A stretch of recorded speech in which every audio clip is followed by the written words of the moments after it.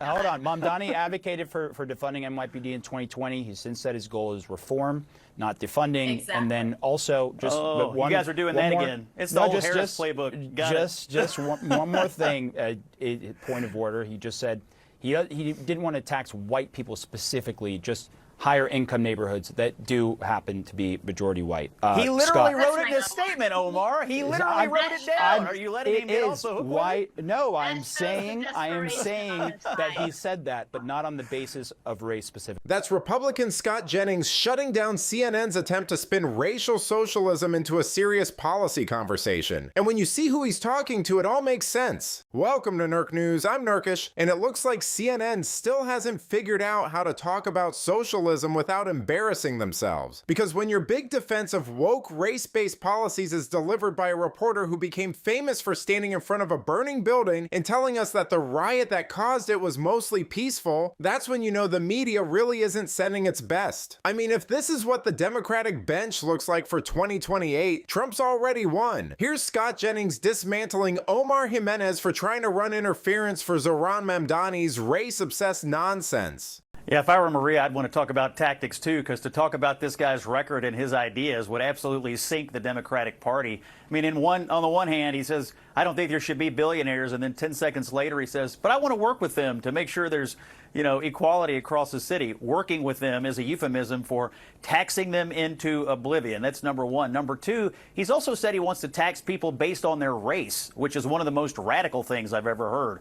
Number three, he says he wants to defund the New York Police Department. Number four, I think he wants to empty the jails of violent criminals. If you want to destroy New York City, this is the person you would elect. Interestingly, in the post-election primary voting analysis, it was these rich white liberals that supported Mamdani. The working class supported other people, but it was these, rich white liberals in New York City that supported this guy. Of course, they're the only ones that can afford to leave when he destroys the city. So I think as long as the Democrats are committed to this sort of radical socialism, hateful radical socialism that's designed to divide people and destroy families and destroy communities and destroy New York City. If I don't live in New York, I live in Kentucky. If they want to destroy their city, that's fine with me. Nationally, for the Democrats, it's a huge disaster. And Maria, just your response, yeah. Yes, Scott's answer just now proves just how nervous Republicans are about Democrats taking the tactics that Mamdani used and then focusing I'm not on the nervous. number one I live in Prospect, Kentucky. I'll be fine. Which is affordability, and using those tactics, Omar, to make Republicans pay for the massive, huge, gross bill that they are about to pass that screws working class voters and puts all of that money into the pockets of billionaires. And Republicans should be nervous. I got to leave it there. Nobody's going to be able to walk Manhattan after he defunds the New York City Police Department, Maria. I wouldn't advise walking Manhattan after he gets rid of the police force. Just to jump in, Mamdani, just to jump in, hold on.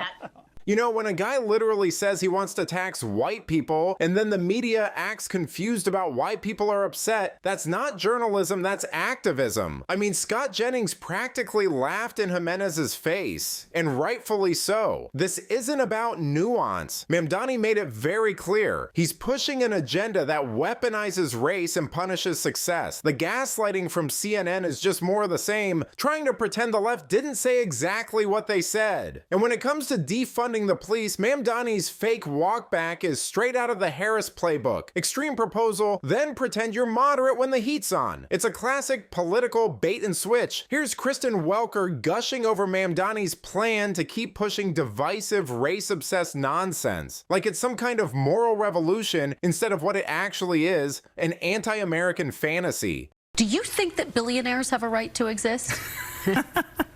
I don't think that we should have billionaires. Increase and enhance the number of ICE agents here.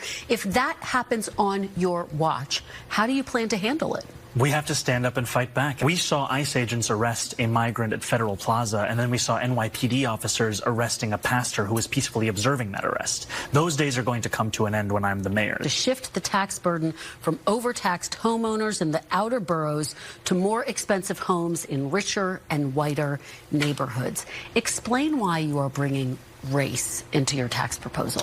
That is just a description of what we see right now. It's not driven by race. It's more of an assessment of what neighborhoods are being undertaxed versus overtaxed. We've seen time and again that this is a property tax system that is inequitable. And I understand you're saying we're simply describing the types of neighborhoods that would see these increase in taxes, and yet by invoking race, do you run the risk of potentially alienating key constituents? I think I'm just naming things as they are.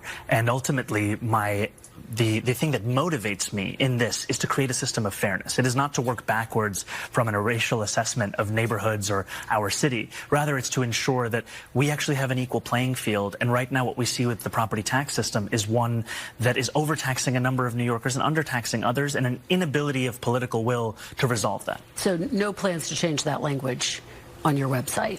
The focus here is to actually ensure a fair property tax system, and that the use of that language is just an assessment of the neighborhood. All right. I mean, watching Kristen Welker flirt her way through that interview was pathetic. You know, Mamdani flat out says he's not changing the language about taxing richer, whiter areas, because of course he won't. The whole appeal of his campaign is built on stoking division and punishing the people Democrats hate most: white homeowners, police officers, and anyone with a job who doesn't vote socialist.